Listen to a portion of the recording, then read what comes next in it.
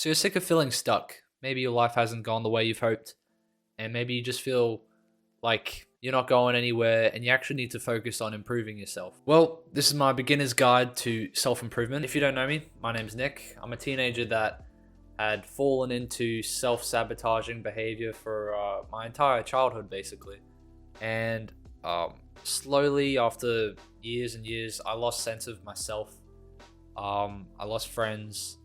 I didn't want to think about the reality of my situation. And as we know, that's the first step to improvement. But I didn't want to face it because my life was in such shambles. My life was a mess. I was procrastinating, playing video games, scrolling on social media for hours, staying in bed until the late afternoon, on weekends, not doing anything. And I was eating exactly 0 organic foods, and I was just eating purely junk. For dinner, I'd have whatever frozen food my mum bought from the supermarket, and I wouldn't even have dinner with the family because I'd be too busy watching YouTube videos. Some of you guys might have had a less destructive journey or a more destructive journey. It doesn't matter really. Right now is that we all have the same goal, and that is to improve our lives for us and for others around us. So how did I get out of the rut? Well, at my worst, I eventually got over to 226 pounds at 5'8" at just the age of 13. Very, very young, before puberty was kicking my ass. And soon enough, I got into fitness before the age of 14. And over the past few years, with trial and error, I lost over 70 pounds. As a byproduct, I wanted to cement the actual change of identity and actually be like, okay, I'm a new person here. What are the other positive habits that can help me realize that and not be stuck in the past? So I feel like the genre of self-improvement kind of found its way to me as I was trying to attempt some of the positive habits before I'd realized like, oh, there's like this whole community on YouTube that are actually like all about this type of stuff, which when I found it out, it was actually kind of cool. All it takes is one decision, one change of mind. So if you could do me a favor, just stick to your word now and realize that you're actually in control of your life. What I am telling you is not a list of practical to-do lists, day in, day out, and tell you that that is self-improvement, because it's individual and I don't give a damn about the label of self-improvement. This is personal to you and to your life. But I am going to give you some harsh rules that I need you to understand that will start making some positive change in your life and give you a new perspective to much easier progress in the realm of self-improvement. Okay, so I actually want you to take this seriously. So these 5 rules that I'm giving you, I'd like you to write down. If you don't journal, and if you're one of those living life as a passenger and not as a driver, one of those type of people, then you can gladly head the opposite direction. Let's get right into it. The first rule in a beginner's guide to self-improvement is don't be a victim.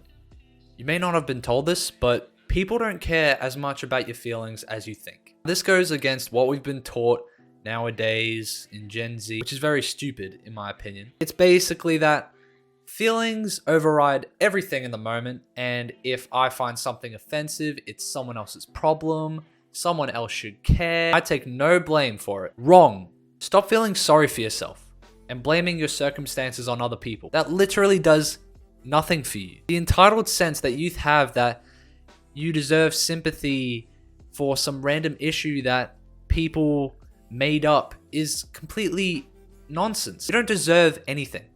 Get that out of your vocabulary. Not even 100 years ago, boys our age were used as cannon fodder. I can guarantee someone else has a hotter life than you, no matter who you are watching this video. So get out of that little bubble that you have in your brain that stops you from actually putting things into perspective. A great quote that a famous UFC fighter once said, Israel Adesanya, if we all threw our problems into a pile, I guarantee you take your shit and run. Number 2.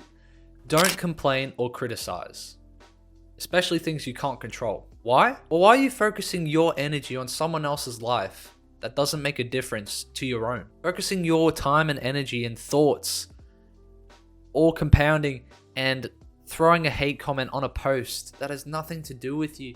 I swear, there is much better use of your time. You'd be better off focusing on yourself rather than other people on social media. Why else is this a rule? Because I want to open your mind, just like mine has been open, to being grateful for the things that you do have rather than being cynical about the things that you don't. Start believing that every day is a good day. Some days may be less good, less happy, or more good, more happy, but it's still a good day. Don't worry too much about it. Number 3, this also ties in, have no resentment or bitterness towards circumstances or people that haven't gone your way. If you decide to go down the road of self-improvement, it does not work unless you let go of the bitterness that you may have for someone else. This whole chip on your shoulder shit, it doesn't work for anger and revenge or bitterness towards other people. It won't get you to work on yourself as a person. And you definitely won't be a much better person if you do it that way. Because then they live in your mind rent-free still. So forgive others and work on yourself. If you journal this, write about your thoughts, get clarity on your angers, troubles with other people, you can put it into perspective and move on. Maybe forgive. Try and not let resentment turn you into a mid-20s man-child still stuck in his mum's garage that has done nothing with his life. I personally used to fight with my sister a lot, especially as a younger teenager. Even though I am still a teenager, siblings fight, and I realized that I'd built up a lot of resentment towards my sister. I'd let it absolutely consume all family situations and absolutely toxify my perspectives whenever she was around, and whenever she'd make me feel bad, or whenever she'd start an argument. I'd always let that take over my thoughts and I'd just get so angry. But when I journaled it and actually worked through all my thoughts step by step, I was able to get my thoughts down, get my emotions down, and just take a deep breath. And it takes time, and you can learn to not do things for the wrong reasons. Because yeah, you may have had a bad relationship with someone, or no relationships with anyone. It's so much better to take the stoic approach and let go.